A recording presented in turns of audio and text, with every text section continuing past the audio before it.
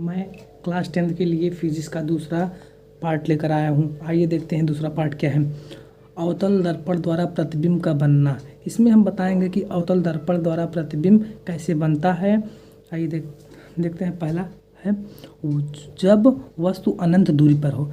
वस्तु जब अनंत यानी बहुत दूर, वक्रता केंद्र से बहुत दूर हो, तब उसका प्रतिबिंब कैसे बनता है देखते हैं।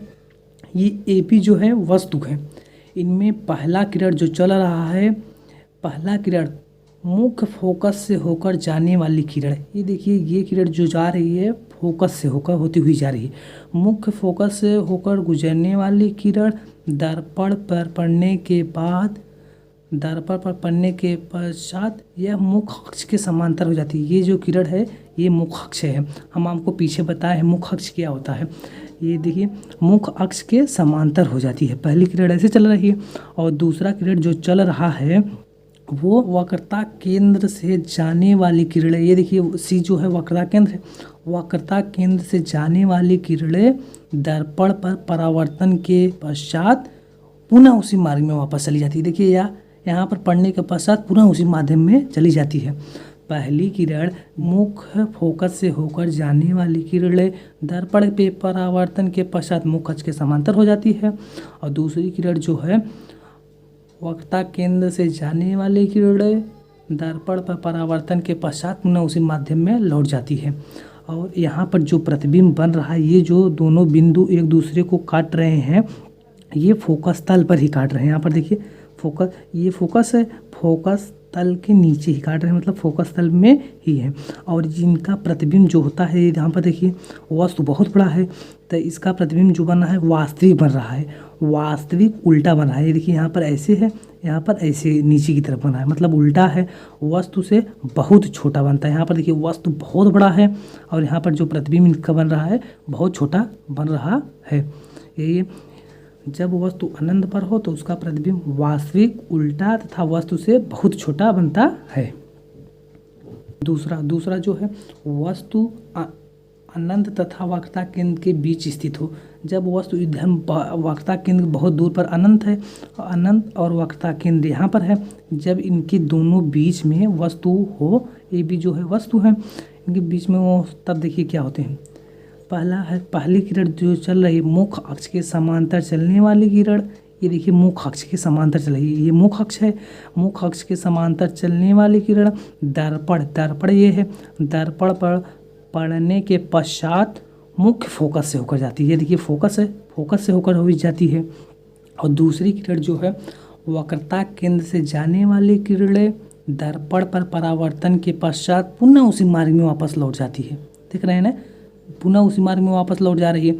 और यहाँ पर जो वस्तु बन रहा है वक्रता केंद्र और फोकस के बीच बन रहा है, यहाँ पर देखिए बीच में बन रहा है। और इसका प्रतिबिंब जो बनेगा वास्तविक बनता है, उल्टा वस्तु से बहुत छोटा बनता है। यहाँ पर देखिए वस्तु बहुत बड़ा है और इसका जो प्रतिबिंब बन रहा है बहुत छोटा बन रहा है। जब वस्तु अनंत तथा वक्रता केंद्र के बीच हो तब उसका प्रतिबिंब वास्तविक उल्टा तथा वस्तु से बहुत छोटा बनता है, वस्तु से छोटा बनता है। अब देखते हैं तीसरा, जब वस्तु वक्रता केंद्र पर हो यानी C पर। जब वस्तु C पर हो तो उसका किरण कैसे बनता है ये देखते हैं। पहला किरण जो चल रहा है मुख्य अक्ष के ये मुख्य अक्ष है, मुख्य अक्ष के समांतर चलने वाली किरण दर्पण पर परावर्तन के पश्चात फोकस से होकर जाती है।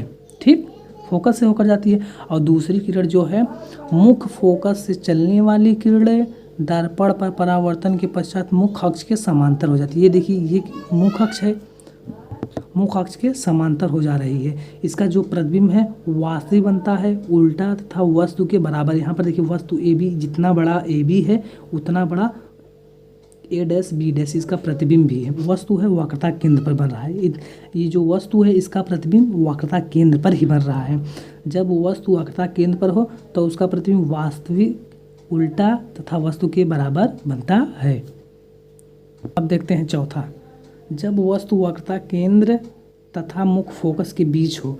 ये जो है वक्रता केंद्र है, C जो है वक्रता केंद्र है, F मुख्य फोकस है। जब इन दोनों के बीच में वस्तु हो तब उसका प्रतिबिंब कहाँ बनता है, ये जो है वस्तु है। ठीक, देखिए अब हम आपको दिखा रहे हैं पहली किरण जो यहाँ चल रही है मतलब मुख अक्ष के समांतर चली, मुख अक्ष के समांतर चलने वाली किरण दर्पण पर पड़ने के पश्चात फोकस से होकर जाती है, ये फोकस से जा रहा है। और दूसरी किरण है फोकस से चलने वाली किरण दर्पण पर पड़ने के पश्चात मुख अक्ष के समांतर हो जाती है। देखिए यहाँ पर समांतर हो रहा है। और ये जो प्रतिबिंब बन रहा है इधर अनंत और वक्रता केंद्र के बीच बन रहा है। अवतल दर्पण द्वारा प्रतिबिंब हमेशा वास्तविक बनता है, वास्तविक बन रहा है, उल्टा बन रहा है। यहाँ पर देखिए ऐसे बन रहा है, यहाँ पर ऊपर की तरफ बना है, यहाँ नीचे की तरफ उल्टा बन रहा है और वस्तु से बड़ा बनता है। यह वस्तु देखिए इतना छोटा है और इसका जो प्रतिबिंब बन रहा है इतना बड़ा बन रहा है, देख रहे हैं ना, इतना बड़ा प्रतिबिंब बन रहा है, वस्तु इतना ही छोट है। देखते हैं पाँचवा जो है, जब वस्तु मुख फोकस पर स्थित हो, यही जब वस्तु फोकस पर स्थित हो तो इसका प्रतिबिंब कैसे बनता है देखते हैं। पहला किरण जो चल रहा है मुख अक्ष है, मुख अक्ष के समांतर चलने वाली किरण दर्पण पर परावर्तन के पश्चात फोकस से होकर जाती है, फोकस से जा रहा है ना, फोकस से जाती है। और दूसरी किरण जो है वक्रता केंद्र से जाने वाली किरणें, यहाँ देखिए वक्रता केंद्र से जाने वाली किरणें दर्पण पर परावर्तन के पश्चात पुनः उसी मार्ग में वापस चली जा रही है, देख रहे पुनः उसी मार्ग में वापस जा रही है, ठीक। और इसका जो प्रतिबिंब है वो वास्तविक, उल्टा तथा वस्तु से बहुत बड़ा बनता है, बहुत बड़ा बनता है। अब छठवां और लास्ट है, देखिए क्या है, जब वस्तु मुख फोकस तथा ध्रुव के बीच स्थित हो, यही देखिए फोकस है, ये ध्रुव है, जब इन दोनों के बीच में स्थित हो तब कैसे प्रतिबिंब बनता है देखते हैं। पहला जो किरण है ये ऐसे चल रहा है, मुख अक्ष के समांतर चलने वाली किरण दर्पण पर परावर्तन के पश्चात मुख फोकस से होकर जाती है, मुख फोकस से हो जा रहा है। यहाँ पर जो किरण है ये मुख फोकस से होकर जा रहा है। और दूसरा जो किरण है वो चल रहा है वक्रता केंद्र से जाने वाली किरण दर्पण पर परावर्तन के पश्चात पुनः उसी मार्ग में वापस चली जाती है। यहाँ पर देखिए वापस चली जा रही है, लेकिन अगर हम यही किरण आगे बढ़ाते जाएं, देख रहे हैं यही आगे बढ़ाते जो इसका प्रतिबिंब बनता है यहाँ पर बनता है, तो इस प्रकार इसका प्रतिबिंब हो जाएगा,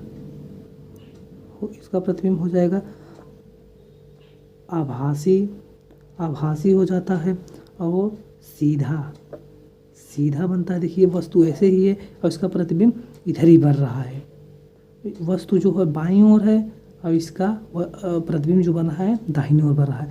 तो वस्तु हो गया आभासी, हो गया सीधा, हो गया तथा वस्तु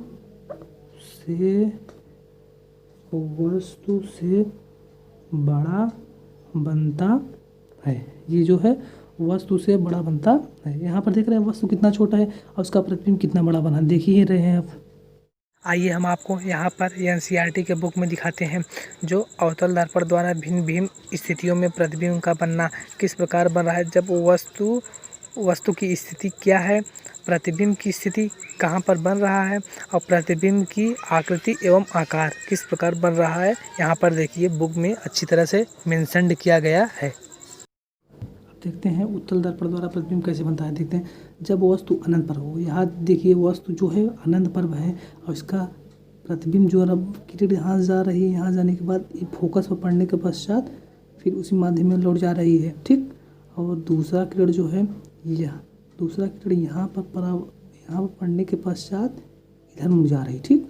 और जब इस हम बिंदु को आगे ऐसे खींचते चले जाएं तो यहाँ पर जो बनता है प्रतिबिंब बनता है। यहाँ पर इस प्रकार हो जाएगा, इसका प्रतिबिंब आभासी, सीधा तथा वस्तु से अत्यंत छोटा। यहाँ पर देख रहे हैं वस्तु बहुत बड़ा है, वस्तु जो है बहुत बड़ा है, उसका प्रतिबिंब जो बन रहा है अत्यंत छोटा, एकदम बिंदु के आकार का बन रहा है। अब अवतल दर्पण द्वारा दूसरा प्रतिबिंब जो है अनंत व ध्रुव के बीच, जब वस्तु अनंत और ध्रुव के बीच, ये जो है ध्रुव और अनंत के बीच जब हो, ये भी जो है वस्तु है।